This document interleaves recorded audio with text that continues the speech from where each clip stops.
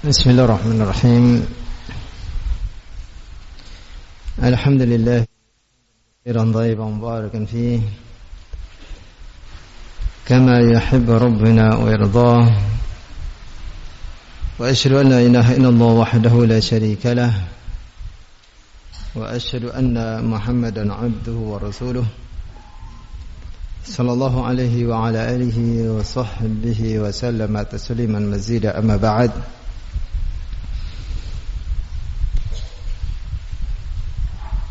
Telah kita sebutkan bab yang ke-20 dari kitab As-Sawarif 'Anil Haq. Al-muallif Syekh Hamad bin Ibrahim Al-Utsman hafizahullah menyebutkan dalam pasal tersebut bahwasanya di antara dari sesuatu yang menghalangi seseorang dari kebenaran adalah istimalul batil ala syai'in minal haq, tertutupinya, terliputinya, tercampurinya kebatilan dengan sesuatu dari kebenaran. Bahkan pada pembahasan yang sebelumnya telah kita sebutkan tidak ada di sana satupun dari perkara kebatilan melainkan dipolesi oleh penyerunya dengan polesan-polesan kebenaran, sehingga tertipulah orang-orang yang tertipu dengannya tatkala ia tidak bisa membedakan antara kebenaran dengan kebatilan. Dan telah kita sebutkan beberapa di antara perkataan para ulama yang dinukilkan oleh al-muallif hafizahullahu ta'ala. Sekarang kita masuk ke perkataan yang setelahnya. Wa qala Syatibi, berkata Syatibi rahimahullah,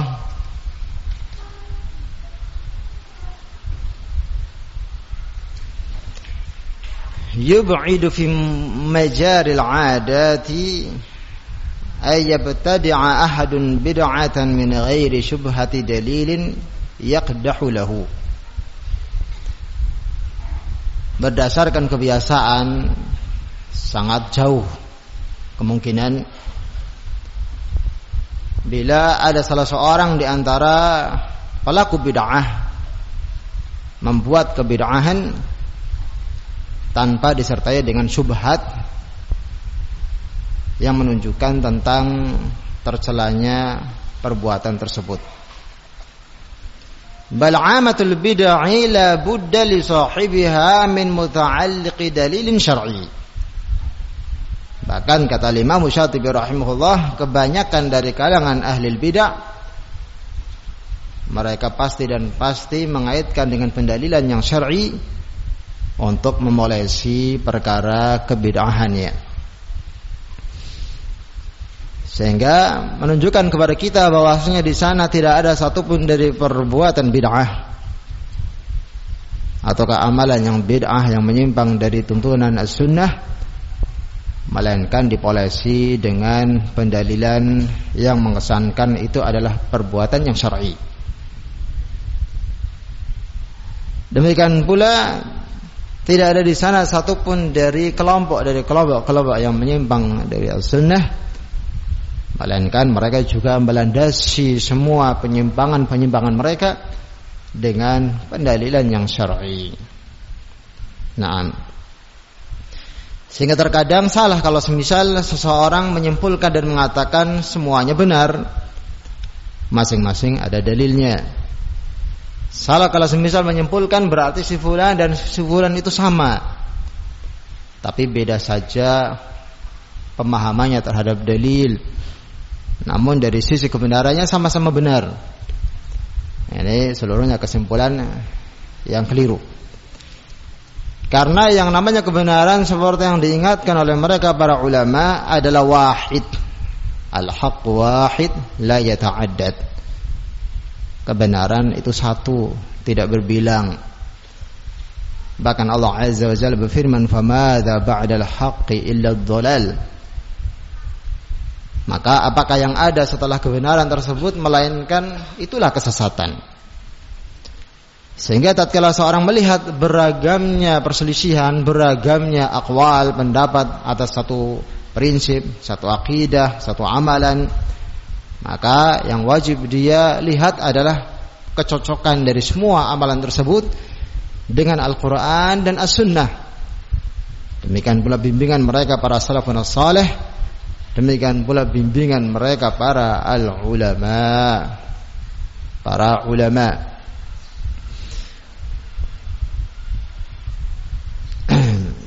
Tidak kemudian menyimpulkan berdasarkan kemampuannya dan kedangkalan ilmunya.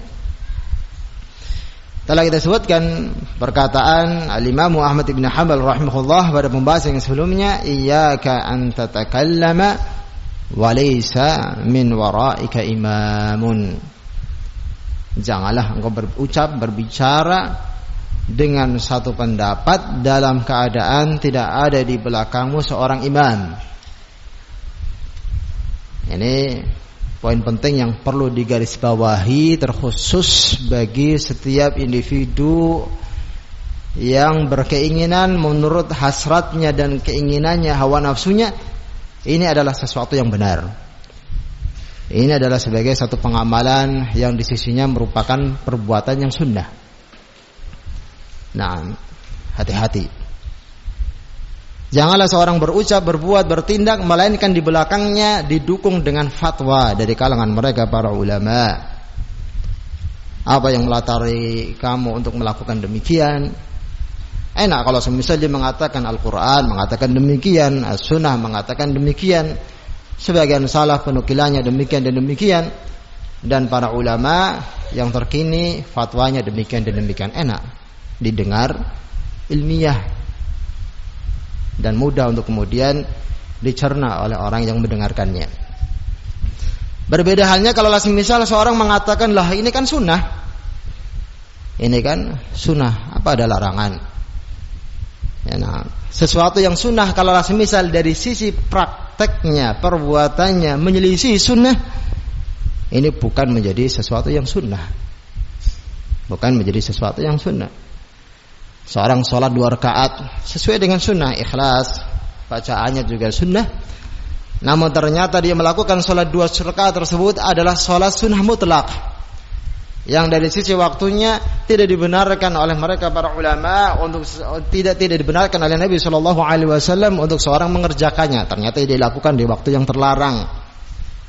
Atau dia sholat dalam keadaan ternyata di depannya ada kuburan. Ini tidak dibolehkan oleh Nabi Shallallahu Alaihi Wasallam.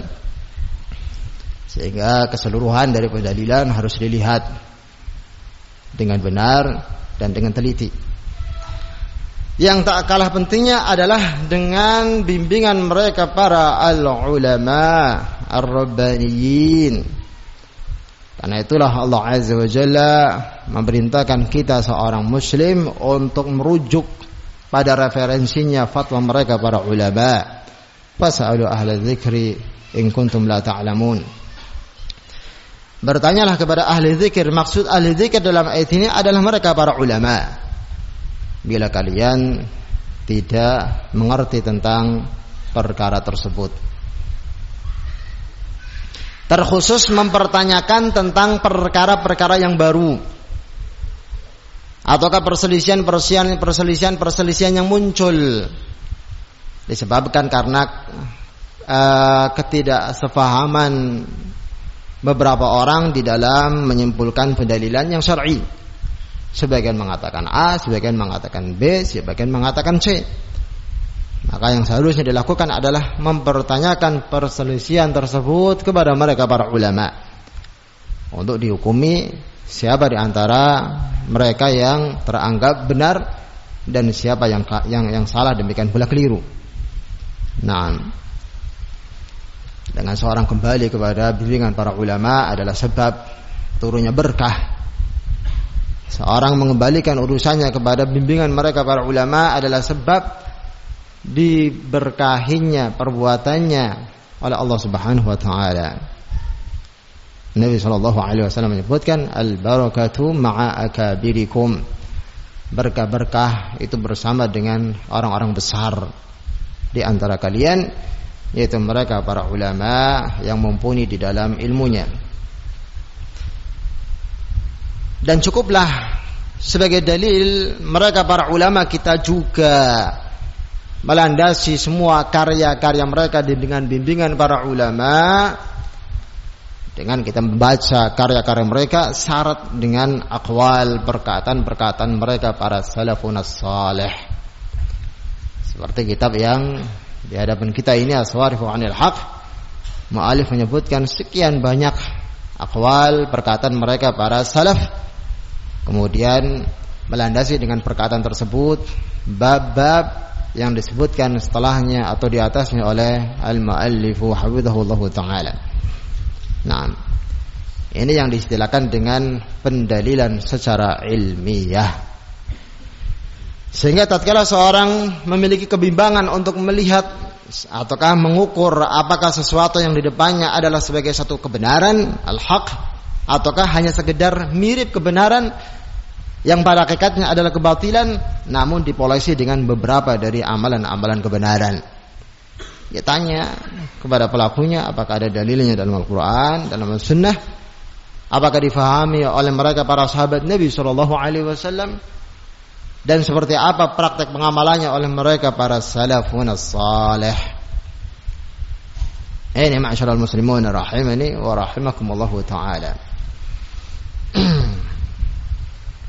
Sebagaimana Ibnu Abbas radhiyallahu ta'ala anhuma tatkala mendatangi perkumpulan orang-orang Khawarij sebelum terjadinya peristiwa pembantaian mereka, dibantainya mereka oleh Khalifah Ali bin Abi Thalib radhiyallahu ta'ala anhu. Ibnu Abbas meminta izin kepada Ali bin Abi Thalib untuk mendakwahi orang-orang Khawarij tersebut agar mereka rujuk dari kesalahan mereka. Di antara perkara yang disampaikan oleh Ibnu Abbas kepada mereka adalah mengingatkan apakah di antara mereka ada salah seorang dari sahabat Nabi SAW ataukah tidak. Ternyata tidak ada bersama mereka satu orang pun dari sahabat Rasulullah SAW. Ini menunjukkan bahwasanya apa yang mereka miliki berupa penyimpangan dan kesesatan adalah jelas-jelas murni dari hawa nafsunya, jelas-jelas murni dari pemikirannya, persepsi pikirannya, tanpa mengembalikannya bimbingannya kepada mereka para sahabat Nabi sallallahu alaihi wasallam. Demikian pula generasi yang setelahnya, para atba'u tabi'in, konsultasi kepada para ulama dari kalangan tabi'in.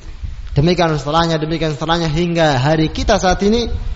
Mereka kaum muslimin tatkala dirundung problematika apakah permasalahan dakwah ataukah yang semisalnya, mereka bertanya kepada para ulama al-kibar yang hidup pada zaman kita saat ini.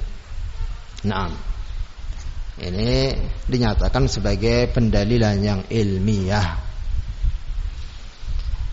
Sehingga disebutkan tadi oleh Imam Syatibi rahimahullah bahwasanya yang namanya perkara bid'ah sudah pasti dipolesi dengan kebenaran, dengan pendalilan yang syar'i. Dan ini yang dilakukan oleh kelompok-kelompok yang menyimpang. Wa hadzal batilul mashubu bil haqq huwa alladhi yusamma syubha. Perkara kebatilan yang dipolesi dengan kebenaran inilah yang dinamai dengan syubhat. Ya kan, mungkin ada istilah di tengah kita, si fulan kena syubhat. Si fulan kena syubhat. Artinya adalah si fulan mencerna, memahami dan menyerap perkara-perkara kebatilan, yang perkara-perkara kebatilan tersebut dipolesi dengan kebenaran-kebenaran. Dan diyakini itu sebagai agama. Diyakini itu sebagai prinsip dari agamanya yang harus dibela, yang harus disuarakan, yang harus dengan gigih didakwahkan. Ini yang diistilahkan dengan asyubhat. Seperti halnya sebagian mereka yang terkena syubhatnya orang-orang Khawarij, sehingga ia pun menjadi berhaulan khariji, bermadhabkan Khawarij. yang mengklaim bahwasanya penguasa-penguasa Islam atau penguasa-penguasa di satu negara adalah penguasa-penguasa yang sudah kafir. Ataukah seperti halnya seorang yang terkena syubhatnya orang-orang Murji'ah sehingga berhaulan seperti pendapatnya atau mazhabnya mereka, atau seperti seorang yang terkena syubhatnya Asy-Syi'ah Rafidhah sehingga akhirnya mengkafirkan Abu Bakar As-Siddiq, Umar ibn Khattab radhiyallahu taala anhuma, dan yang lainnya dari berbagai macam syubhat-syubhat yang demikian banyak menyambar-nyambar di sekeliling kita. Al-Imam Az-Zahabi rahimahullahu taala menyatakan asyubhat khattafah wa qulubul ibadi dha'ifah. Syubhat-syubhat itu sangat kencang menyambarnya, sementara hati-hati seorang hamba sangat lemah.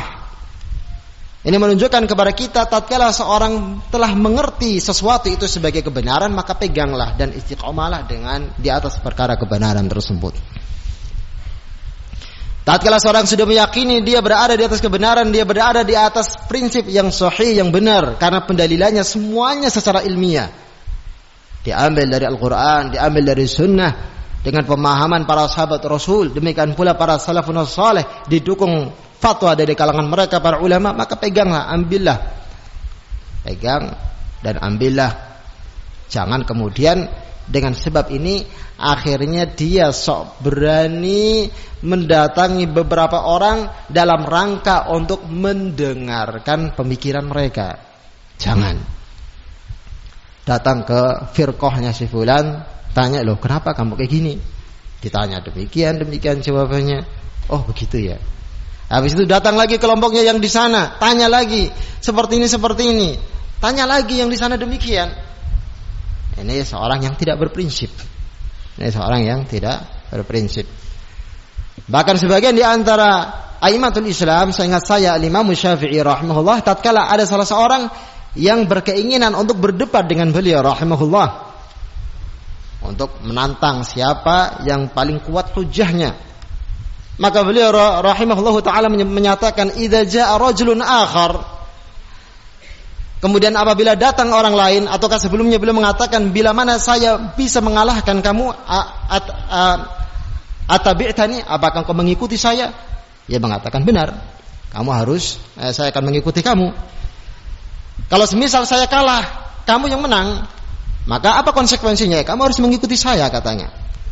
Kemudian wa idza jaa rajulun akhar, bila datang orang yang ketiga, fa ghalabana, kemudian mengalahkan kita, anattabi'uhu, apakah kita harus mengikuti dirinya? Kata orang tersebut, iya, kita ikuti dirinya. Maka beliau pun rahimahullahu taala mengatakan, inni araka, sesungguhnya saya memandang kamu ini seorang yang goncang, yang suka berpindah-pindah, tidak punya prinsip. Carilah orang yang sesuai denganmu, kemudian berdebatlah dengan mereka.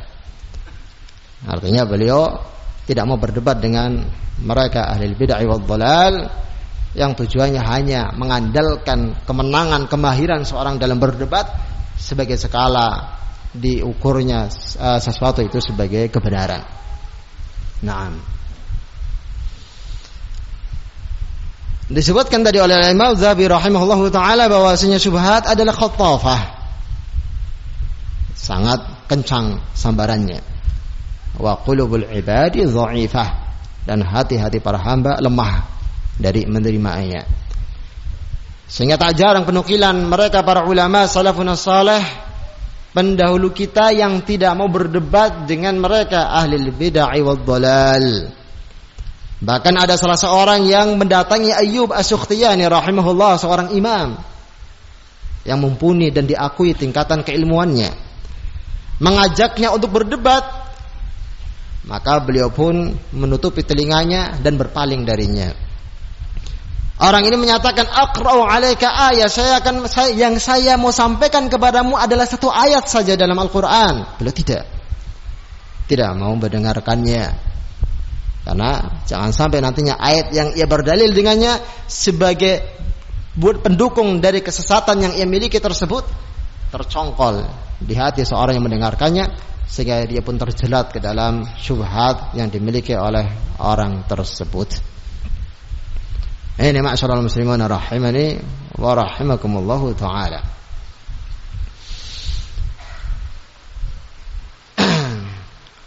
Wa huwa alladhi idza istahwadha ala dhihni wa nadhri al-'abdi sarafahu an talamuhil batil al-mulabbas bihadzal haqq. Syubhat inilah yang apabila sudah bercongkol pada pemikiran, penglihatan seseorang, maka ia pun akan memalingkan atau menyebabkan dirinya berpaling untuk melihat perkara kebatilan yang dibungkusi dengan perkara kebenaran tersebut. Yang semula dia tidak mau mendengarkannya, yang semula dia tidak mau untuk melihatnya, namun karena syubhat ini akhirnya merubah prinsipnya.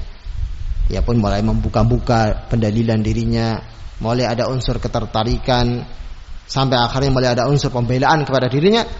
Akhirnya berubahlah dirinya yang semula di atas sunnah, setelahnya dia pun menyimpang berdasarkan syubhat yang mencongkol di kepalanya. Qala Ibnu Al-Qayyim rahimahullah, berkata Imam Ibnu Al-Qayyim rahimahullah, "Aw syubhatu waridun yaruddu 'ala al-qalbi yahulu bainahu wa baina inkishafil haqqi lahu." Syubhat adalah sesuatu yang datang sehingga menyebabkan hati ini akhirnya terpisah antara hati ini untuk menyingkap kebenaran yang seharusnya ia miliki, yang seharusnya ia ketahui. Sehingga syubhat berpengaruh pada hati seorang hamba. Kapan hati seorang hamba tersebut melihat syubhat, terpengaruhi dengan syubhat dan menyerap syubhat, maka akhirnya hati ini pun tidak bisa lagi membedakan antara al-haq dengan al-batil. Bahkan yang ia cenderung untuk bela, yang ia cenderung untuk serap adalah perkara-perkara syubhat yang pada hakikatnya adalah kebatilan yang diliputi dengan atau dibungkus dengan perkara-perkara kebenaran. Famin ajri hadza, karena inilah, karena perkara-perkara kebatilan-kebatilan dihiasi dengan perkara-perkara kebenaran, karena kebid'ahan tidak kemudian ditampilkan dalam keadaan tidak dibungkusi dengan kebenaran, sehingga orang mudah bahwasanya untuk kemudian menyimpulkan itu adalah perbuatan bid'ah yang menyimpang. Karena perkara kebenaran, perkara kebatilan diliputi ataukah diselimuti dengan kebenaran, maka hadzarul ulama'u min zinatid dhalalati wal ahwa. Mereka para ulama memberikan peringatan dari kesesatan-kesesatan, demikian pula penyimpangan-penyimpangan yang dibuat sedemikian indah oleh para penyeru-penyerunya. Nah, sehingga mereka para ulama memberikan tahdzir, peringatan dari bahayanya syubhat-syubhat tersebut. Dan inilah tugas pewaris para nabi, para rasul Allah Subhanahu wa taala. Tugasnya mereka adalah menerangkan kebenaran dan membantah perkara-perkara kebatilan. Sebagai contoh, pada awal kali munculnya kelompok Qadariyah pada masa-masa akhir para sahabat Nabi sallallahu alaihi wasallam, diingkari oleh Abdullah bin Umar ibn al-Khattab radhiyallahu taala anhuma dengan pengingkaran yang demikian kerasnya. Diingkari pula oleh Ibnu Abbas radhiyallahu taala anhuma. Para sahabat Rasul mengingkari kelompok yang baru yang menyimpang dalam permasalahan takdir. Ketika masa para sahabat Rasul telah habis, digantikan oleh generasi setelah mereka, generasi tabi'in, muncul sekian banyak penyimpangan. Juga diperingatkan oleh para ulama yang hidup pada zaman tersebut. Demikian seterusnya hingga hari kita saat ini. Sehingga memang demikian tugas para ulama Demikian tugas mereka para ulama dari setiap generasi ke generasi yang berikutnya. Tidak ada di sana satu penyimpangan pun, satu syubhat yang tadi kita sebutkan, perkara kebatilan dipolesi dengan kebenaran, melainkan mereka para ulama yang memiliki andil besar. Bahkan dengan sebab itu Allah Azza wa Jalla memberikan hidayah kepada para hamba-hambanya, sehingga muncullah syubhat yang berikutnya. Jangan ikut yang di sana itu kelompok tahdzir katanya. Itu jamaah tahdzir, sedikit-sedikit mentahdzir, sedikit-sedikit memberikan peringatan. Seakan-akan tidak ada seorang pun yang cocok dengannya. Muncul yang di sana ditahdzir, disikat, muncul yang di sana ditahdzir, disikat. Ini ada istilah jama'atut tahdzir. Syekh tahdzir juga demikian ada. Itu syekhnya tahdzir itu. Nah, ya subhanallah. Dia tidak paham tugas para ulama memang demikian, memberikan peringatan kepada umat tentang bahaya penyimpangan. Sehingga sebagian dari antara salaf menyebutkan innal fitnata idza aqbalat arafaha kullu alim wa idza adbarat arafaha kullu jahil. Sesungguhnya fitnah awal kali munculnya akan diketahui oleh siapa saja yang berilmu. Faham itu fitnah, sehingga mereka pun memberikan peringatan kepada manusia, masyarakatnya yang ada di sekitarnya. Wa idza adbarat arafa kullu jahil, bila mana ternyata fitnah ini sudah pudar, sudah berakhir, maka baru orang-orang jahil menyadarinya. Orang-orang jahil baru mengakuinya. Sebagai contoh munculnya fitnah pemberontakan di Libya. Demikian pula hembusan-hembusan jihad yang dihembuskan oleh mereka orang-orang Khawarij dengan berbagai macam kelompoknya yang menghasung masyarakat untuk berjihad melawan penguasa-penguasanya dengan jihad yang bukan syar'i. Ketika mereka berhasil menggulingkan penguasa tersebut, dalam keadaan para ulama mengingatkan mereka tentang bahayanya perbuatan tersebut, memberikan peringatan kepada mereka untuk berhenti dan bersabar dan yang semisalnya. Namun ternyata mereka tetap pada keinginannya, tidak mengindahkan bimbingan para ulama. Baru akhir setelahnya orang-orang jahil mengetahui bahwasanya apa yang mereka lakukan selama ini adalah sesuatu yang bahaya, merugikan, menyengsarakan dan menghilangkan keamanan dari masing-masingnya. Antum melihat di Libya akhirnya terjadilah perselisihan demikian banyak. Yang mereka sebelumnya menginginkan pergantian presiden, namun ternyata masing-masing kelompok berupaya untuk mengakui dia adalah sebagai presidennya, sehingga terpecahlah menjadi beberapa kawasan, tidak seperti halnya sebelumnya, dan yang lainnya. Setelah fitnah berakhir, sehingga orang-orang baru paham dan sadar, mereka merasakan kerugian materi sekian, kerugian jiwa sekian. Baru mereka paham ternyata mereka keliru selama ini. Padahal para ulama yang pertama kali memberikan peringatan kepada mereka agar mereka berhenti dari pergerakan-pergerakan tersebut. Innal fitnata idza aqbalat arafaha kullu alim wa idza adbarat arafaha kullu jahil. Demikian pula fitnah-fitnah yang sekarang. Pada awal kali munculnya seakan-akan ini ada dukungannya, Syekh si fulan mendukungnya, Syekh si fulan masih membelanya. Padahal para ulama sudah dari dini mendeteksi munculnya gejala fitnah tersebut, memberikan peringatan kepada masyarakatnya, kepada manusia, kepada kaum mukminin. Silih berganti keluhan-keluhan sampai ke mereka menerangkannya. Berjalannya waktu semakin tersingkap. Ini semakin nampak kebatilannya. Yang semula mereka tampakkan itu kebenaran, seakan-akan tidak ada kebatilannya. Berjalannya waktu tersingkap, padanya ada sesuatu, muncul kebatilannya, muncul ketidaksukaannya. Ini ma'asyiral ikhwah rahimani wa rahimakumullahu taala. Fitnah apa saja yang muncul? Fitnah awal kali muncul di Yaman seperti fitnah Hajuri. Ketika awal kali munculnya fitnah Hajuri, banyak para ulama yang sudah memberikan tahdzir peringatan kepada masyarakatnya untuk berhati-hati dari Yahya al-Hajuri. Maka mulailah mereka berdalih belum ada fatwa dari Syekh Rabi. Syekh Rabi masih memberikan salam kepada syekhnya. Memberikan salam kepada syekhnya, enggak mungkin ditahdzir. Syekh Rabi adalah imam al-jarh wa ta'dil. Kita harus menerima tahdzirnya. Kalau semisal Syekh Rabi masih berhenti, maka tidak usah berbicara. Alasan mereka ketika itu. Ketika Syekh Rabi sudah berbicara, menerangkan dia telah menyimpang, padanya ada mazhab dari mazhab Hadadiyah, jelek ucapannya dan yang semisalnya. Berdalih lagi bahwasanya itu kan Syekh Rabi, kami lebih tahu kondisi Syekh tidak demikian. Dan yang semisalnya dan yang semisalnya.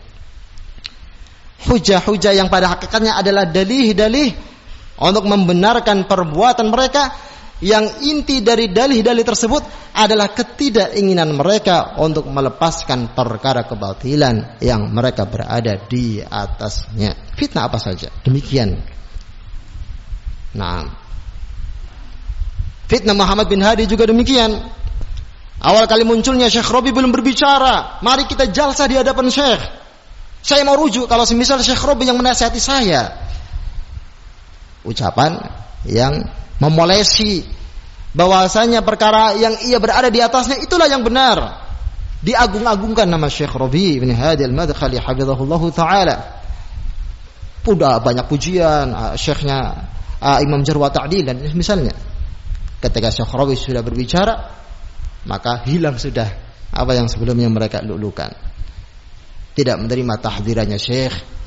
Syekh Rabi sudah dikelilingi oleh orang-orang so'afiqah yang dungu, enggak punya ilmu. Akhirnya Syekh salah di dalam bersikap. Ini hujah-hujah yang wahiyah, yang lemah, yang pada hakikatnya terlihat niat busuk mereka untuk membela perkara yang mereka berada di atasnya dan menyalahkan siapa saja yang tidak sependirian dengan mereka. Ini hati-hatilah ma'asyiral ikhwah rahimani wa rahmakumullah. Betul yang disebutkan oleh Imam Az-Zahabi rahimahullah, asyubhati khattafah wa qulubul ibadi dha'ifah. Dakwah kita ini adalah dakwah yang mengaturnya bukan individu tapi Allah tabaraka wa taala.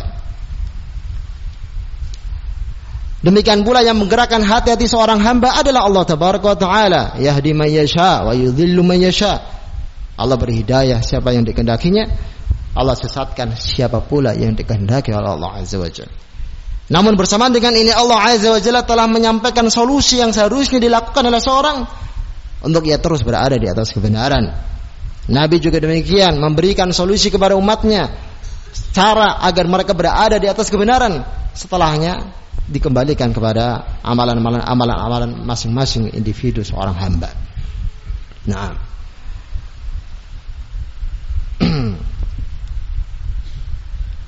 famin ajli hadza hadara ulama min zinati ad-dhalal wal ahwa.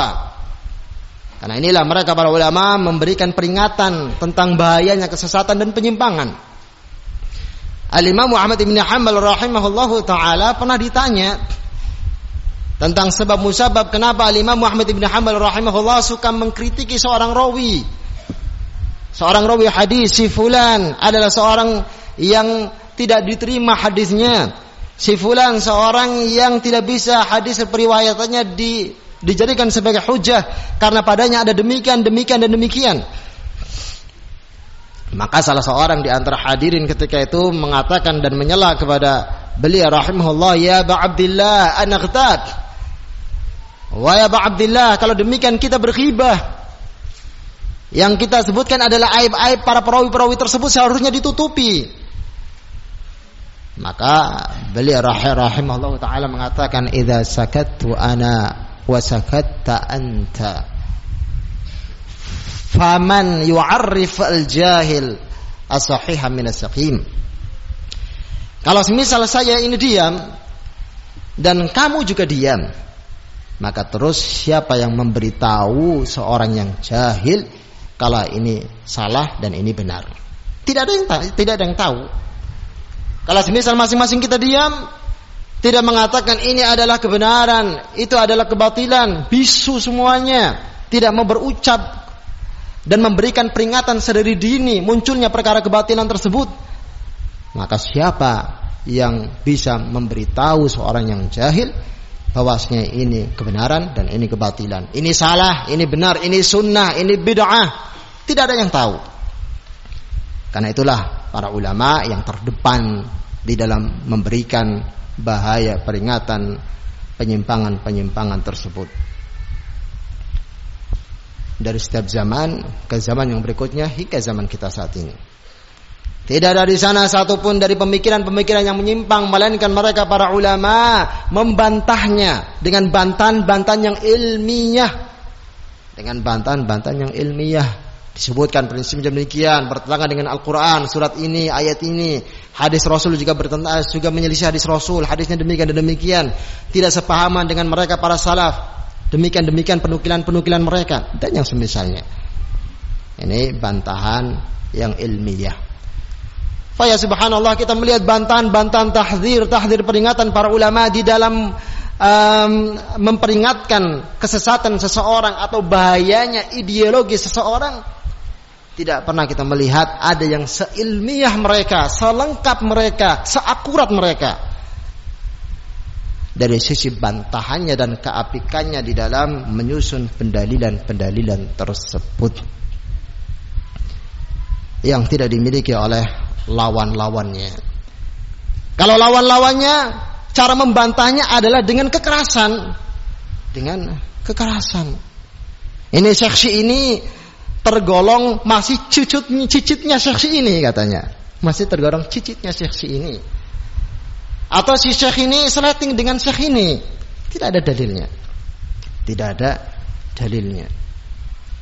Yang ada adalah ucapan-ucapan kotor, sesumpah serapah. Demikian pula ketidaksukaan yang dibungkusi dengan emosi yang berlebihan kepada setiap mereka orang-orang yang mengkritik dirinya. Ini ma'asyiral muslimun rahimani wa rahimakumullah. Benarlah sebagian salaf menyebutkan mabtada'a qaumun bid'atan illa yarau saifa. Tidak ada satu kaum yang membuat perkara bid'ah kemudian mereka membelanya, mereka berkeinginan pula untuk menyuarakan bid'ah tersebut, illa istahallu saifa, melainkan setelahnya pasti mereka menghalalkan pedang. Artinya apa? Tatkala mereka melihat ada orang-orang yang melawannya, tatkala mereka melihat adanya orang-orang yang mentahdzirnya, kemudian mereka tidak bisa membantahnya, yang ada adalah tinggal pedangnya, ya kan? Ya ayunkan ke lawannya, ya tebaskan ke wajah kawannya, ke wajah lawannya. Ya membela kebenaran dengan fisik, bukan dengan dalil. Ya membela kesesatan tersebut dengan fisik, bukan dengan pendalilan yang dibenarkan. Wal'iyadzu billah. Faqala Sufyan ats-Tsauri rahimahullah, berkata Sufyan ats-Tsauri rahimahullah, ma min dhalalatin illa 'alaiha zinah. Tidak ada di sana satupun perkara-perkara kesesatan melainkan di atasnya ada sesuatu yang menghiasinya. Fala tu'ridu dinaka liman yubghidhu ilaik. Janganlah kamu memberikan agamamu kepada seorang yang orang tersebut menginginkan untuk memberikan kebencian kepadamu. Akhirnya engkau menyimpang dari kebenaran. Yang ia inginkan adalah kesesatan untuk dirimu, penyimpangan untuk dirimu. Akhirnya kau menyimpang sebagaimana dia menyimpang disebabkan karena syubhatnya. Naam.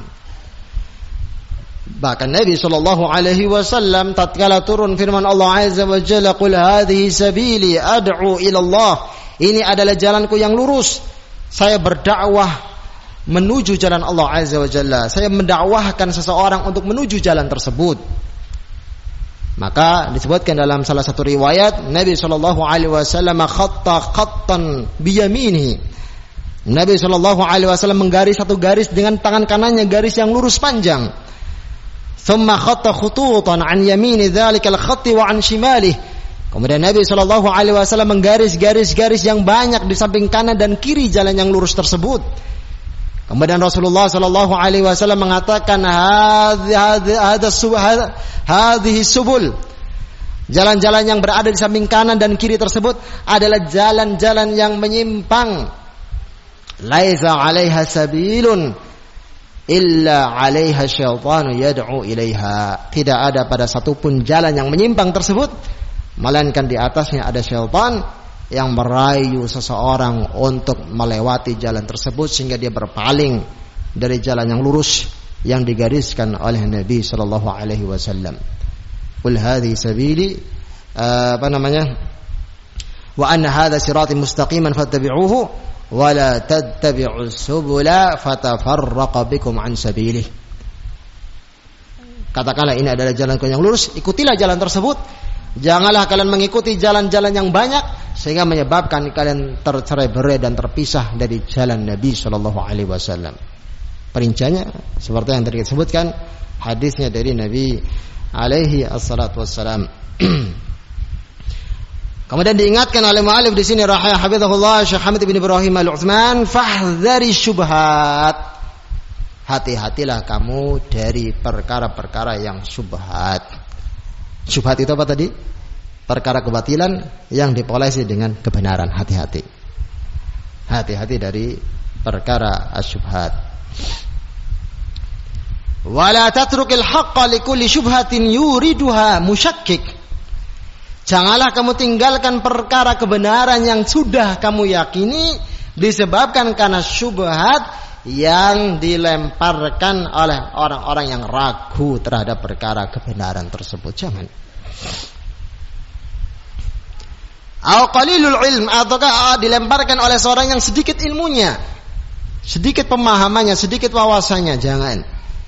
Iman, kamu tinggalkan kebenaran dan akhirnya bersama dengan mereka menyimpang sebagaimana mereka menyimpang, wal iyadzu billah.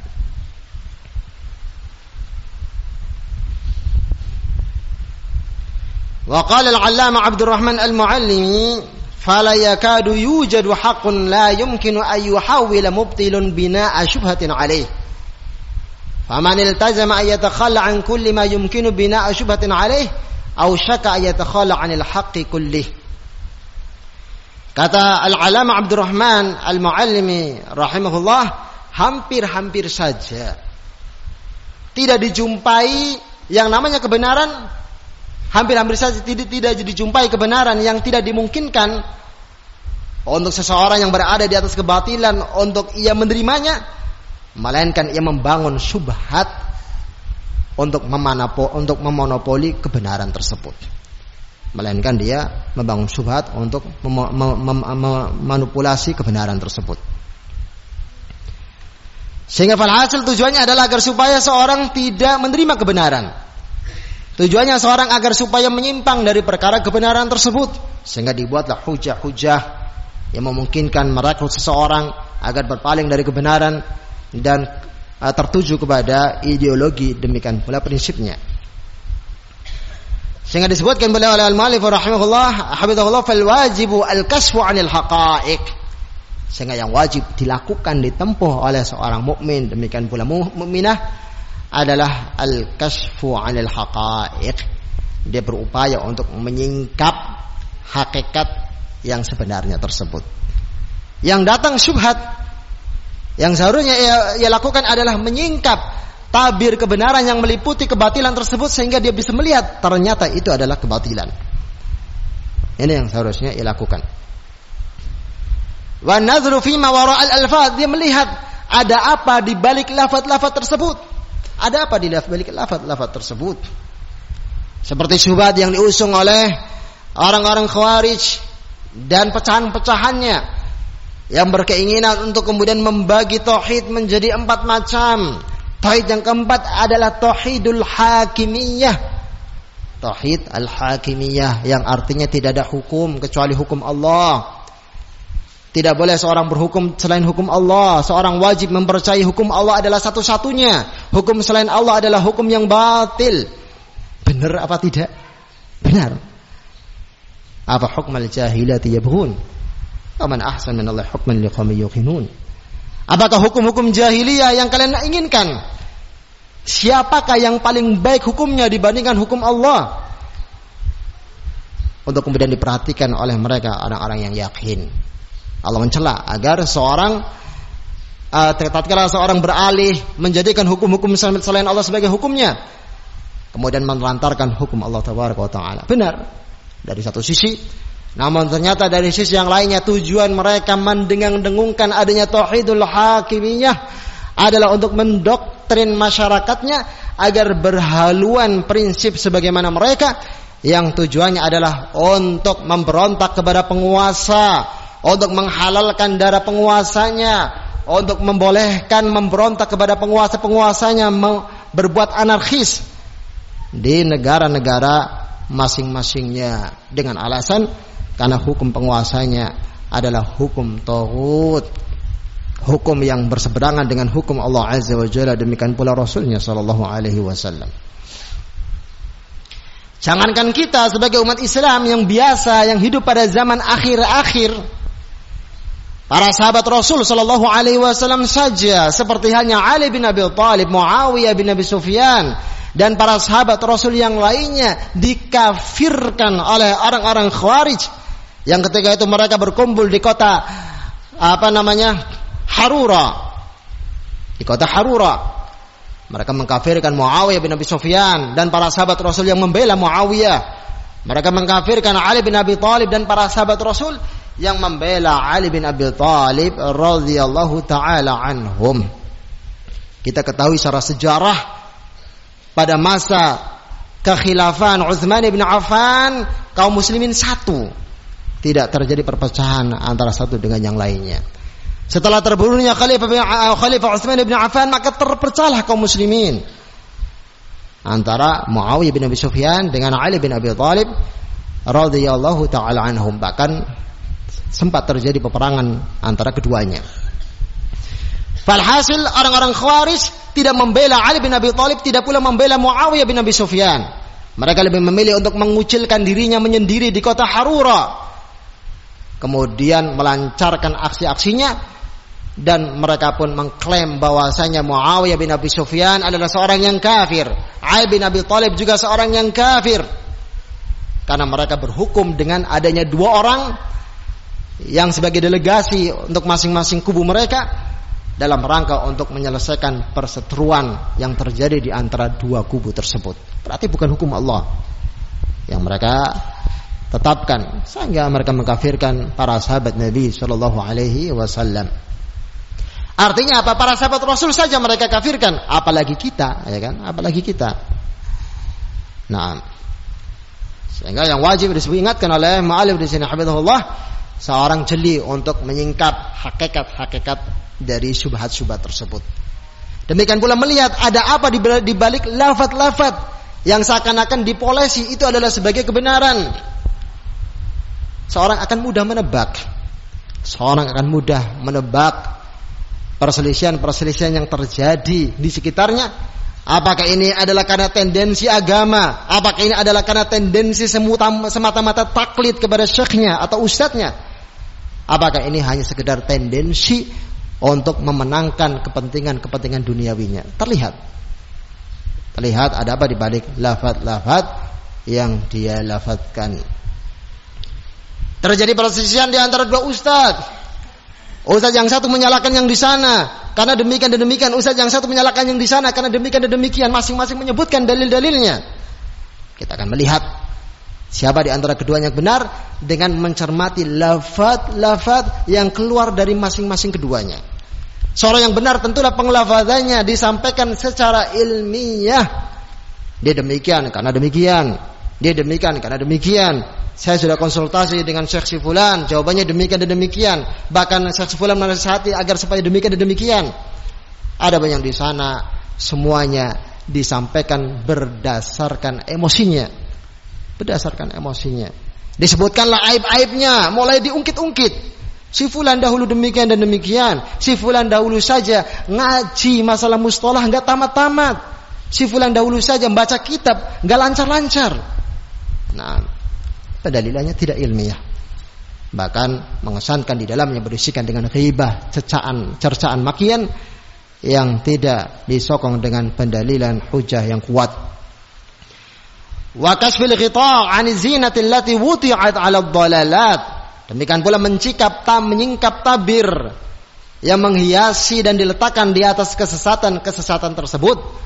Wal basat halibasal haqqi buhtanan wa zura, sehingga memakaikannya dengan pakaian kebenaran dalam rangka sebagai kedustaan dan sebagai manipulasi. Ini yang seharusnya dilakukan oleh seorang.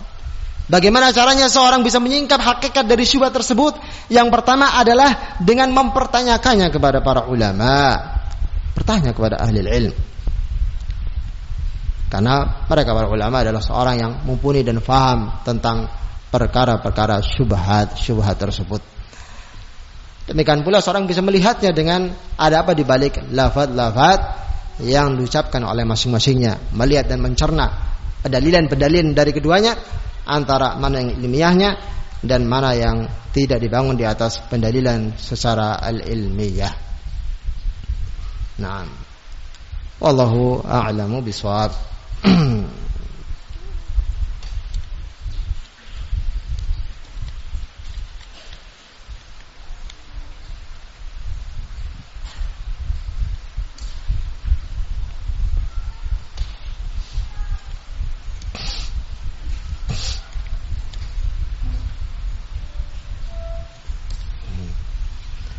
Ini pertanyaan para santri ini. Afwan Ustaz, kapan liburan triwulan? Ini sudah 3 bulan belum libur-libur.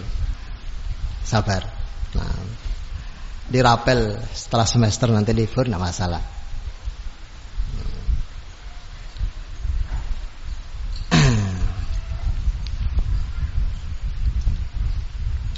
Apa Ustaz, apakah kezaliman jika seorang memutus tali silaturahmi kepada orang tuanya? Iya, jawabannya jelas. Bahkan termasuk dari uquq, durhaka kepada orang tuanya. Durhaka kepada orang tuanya. Tidak dibenarkan dengan alasan apa saja. Akhirnya seorang anak berbuat zalim kepada orang tuanya. Alasan apa saja tidak dibenarkan. Bahkan bila mana orang tuanya adalah orang yang kafir, memaksa anaknya untuk melakukan kekafiran, Allah Azza wa Jalla tetap mengingatkan dalam ayat mulia, wasahibhuma fid dunya ma'rufa. Temanilah mereka keduanya tatkala hidup di alam dunia dengan cara yang ma'ruf, dengan cara yang baik, dengan penuh adab, kesopanan, dijaga sikap albir dirimu kepada mereka. Ini perintah dari sisi Allah Azza wa Jalla. Walaupun orang tuanya adalah seorang yang kafir, bahkan memaksa putranya untuk menjadi seorang yang kafir seperti dirinya. Sangat jarang dijumpai pada zaman kita saat ini adanya orang tua yang seperti ini. Seringnya adalah karena perbedaan prinsip dalam perkara manhaj. Tapi orang tuanya masih muslim. Mungkin orang tuanya berhaluan kelompok si ini sementara anaknya sudah mengaji sunnah. Akhirnya karena ketidakfahamannya orang tuanya terhadap sunnah, ia memaksa anaknya untuk kemudian meninggalkan perkara sunnah tersebut. Ini yang seringnya terjadi demikian. Yang mengurung anaknya, mengurung putrinya, membakar cadar putrinya, mengintimidasi anak-anak mereka, bahkan sampai pada kekerasan fisik. Nah, tapi tidak sampai menyebabkan orang tuanya tersebut kafir, keluar dari Islam, masih muslim, mengucapkan kalimat syahadah, menjaga sholatnya, sehingga lebih-lebih untuk kita tetap berbuat baik kepada mereka. Perbedaan kelompok Syiah dengan Rafidhah banyak. Syiah Rafidhah dengan Khawarij itu banyak. Orang Khawarij mengkafirkan para penguasa yang sah dari penguasa-penguasa yang diakui di negara-negara Islam dengan aksi tindakan terorisme yang masyhur dan prinsip-prinsip yang ada pada mereka. Adapun kelompok Syiah Rafidhah adalah kelompok yang terlalu bersikap ekstrim di dalam memuliakan Ahlul Bait Nabi sallallahu alaihi wasallam, terkhusus Ali bin Abi Thalib dan Al-Hasan, demikian pula Al-Husain radhiyallahu taala anhum. Bahkan mereka memiliki ritual pada hari Karbala mengenang kematian Al-Hasan Al-Husain bin Ali bin Abi Thalib. Dalam rangka di acara ritual tersebut, akhirnya mereka menyakiti diri mereka dengan senjata-senjata tajamnya. Nah, dan mereka juga berkeyakinan bahwasanya Ali bin Abi Thalib lebih afdal dibandingkan Umar ibn Khattab, Abu Bakar As-Siddiq dan Utsman ibn Affan radhiyallahu taala anhum.